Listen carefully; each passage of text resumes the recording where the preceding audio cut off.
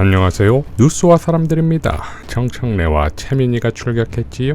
법사위는 윤석열 탄핵 청문회 추가 증인 및 참고인 출석 안건을 논의하는데 국힘은 반복적으로 탄핵 청문회 자체를 거부합니다. 정청래 최고는 다음과 같이 발언했지요. 문재인 대통령에 대한 탄핵안이 우리 그 당시에 우리 당 법안 우리 법사위원장 시절에 그게 청원이 들어왔음에도 불구하고 다뤄지질 않았어요. 이유는 그게 성격상 탄핵에 관한 내용이 청원 대상이 아니로 봤기 때문에 그러면 지금 왔다고 해서 이게 달라질 건 없잖아요. 문 대통령 탄핵에 대한 거는요, 국회 청원이 아닙니다. 청와대 게시판 청원이었어요. 그래서 당시 청와대에서도 20만 명 이상이 청원을 하면 답변하게 돼 있습니다. 그래서 이거는 청와대 소관이 아니라 국회 소관이다. 그래서 답변하기 어렵다. 이렇게 얘기한 겁니다. 국회에도 만약에 왔다면, 저거 확인을 못했습니다. 왔다면 청원을 안 한 그분들의 책임이죠. 직무유기입니다. 방금 전에 제가 말씀드렸죠. 국회에 청원, 문재인 대통령 탄핵 청원이 들어왔는가? 들어왔답니다. 제가 확인했습니다. 10만 명이 들어왔답니다. 그런데 그때는 탄핵 청원 소위를 안 열었던 것 같습니다. 그러면 그 당시에 법사위원장이 누구냐? 국민의힘 측의 여상규 위원장입니다. 제 개인적인 생각으로는 왜 이것을 그러면 청원은 심사를 하지 않았을까?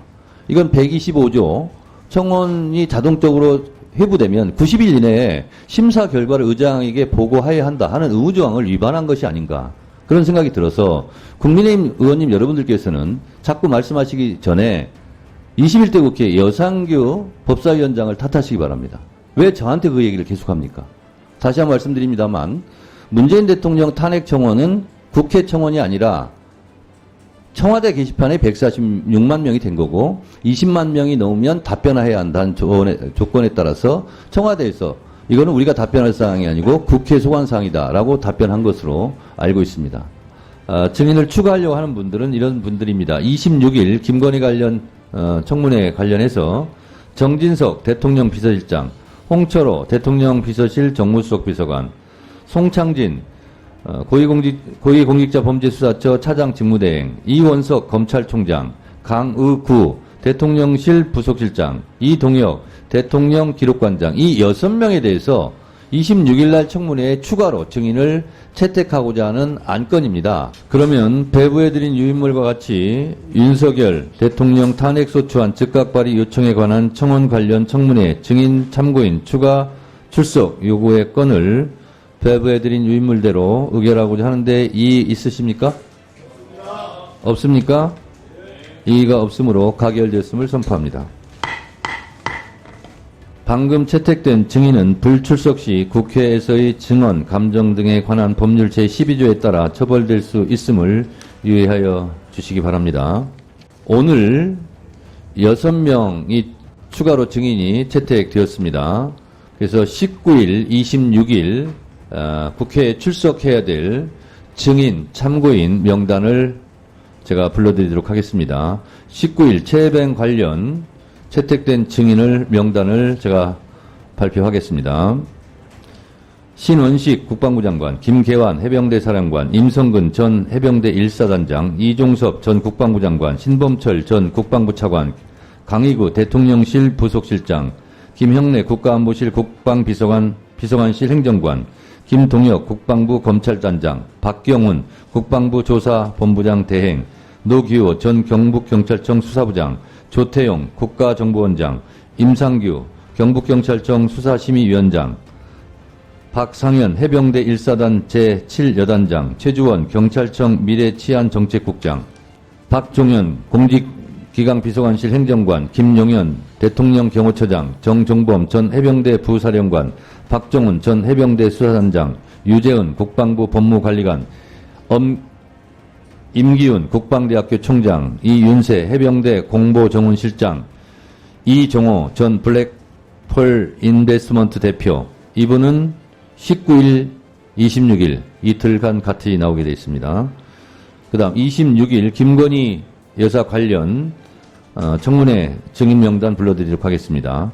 김건희 대통령 부인, 최은순 대통령 장모, 송윤상 인천지방검찰청 검사, 염신일 도이치모터스 회계 책임자, 권오수 도이치모터스 대표, 민태균 블랙펄 인베스트먼트 임원, 이동훈 신한투자증권 직원, 김기현 전 증권사 직원, 이정필 서울구치소 수감 중, 최재영 목사, 윤재순 대통령실 총무비서관, 유철환 국민권익위원장, 최정묵 전 국민권익위원회 위원, 유경옥 대통령실 행정관, 정지원 대통령실 행정관, 조현경 대통령실 행정관, 송현숙 국가보훈부 사무관, 그 다음 참고인입니다. 김정민 변호사, 김규현 변호사, 김경호 변호사, 구용회 CBS 논설위원, 심인보 뉴스타파 기자, 장인수 전 MBC 기자, 송원근 경찰.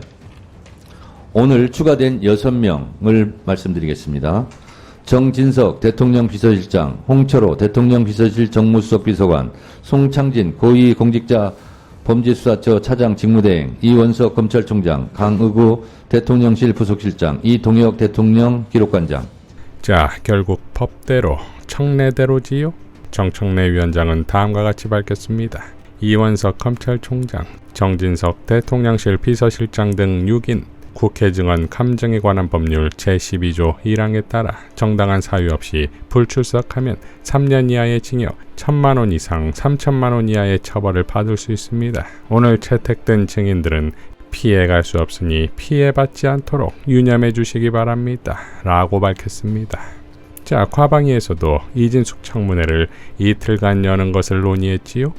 논의 과정에서 노정면 의원의 카리스마가 또 분출합니다.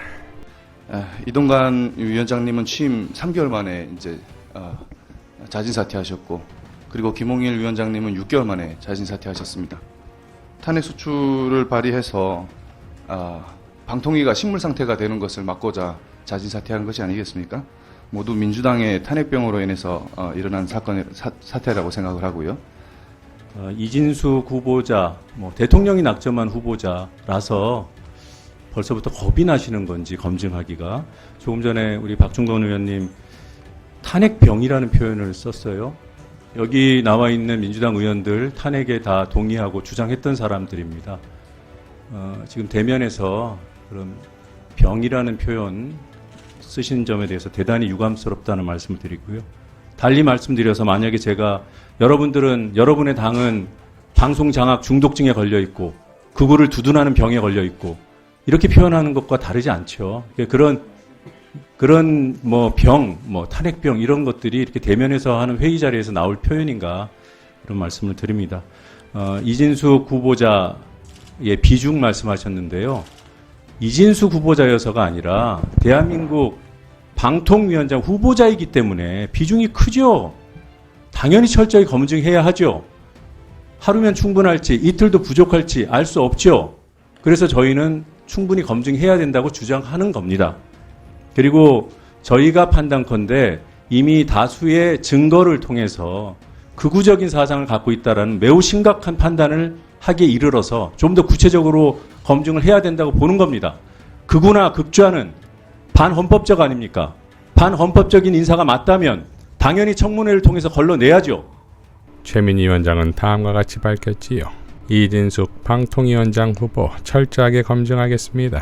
오늘 과방위에서는 이진숙 방통위원장 후보자 인사청문회를 결정했습니다. 민주당은 24일에서 25일 이틀간 진행하기로 했는데 국민의힘이 거듭한 데 했지만 결국 의결하여 이틀 하기로 결정했습니다.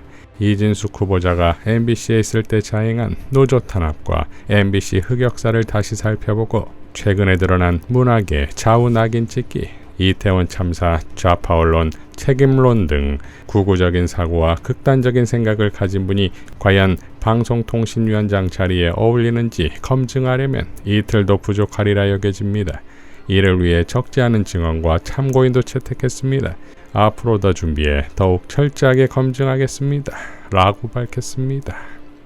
자, 윤석열 탄핵 청문회가 시작되는 오는 19일부터 이미 정권의 붕괴는 시작된 것이며 26일은 이진숙 청문회와 탄핵 청문회가 동시에 진행되지요.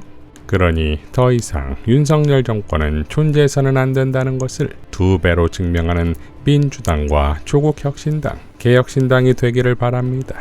이상 뉴스와 사람들이었습니다. 시청해 주셔서 감사드립니다.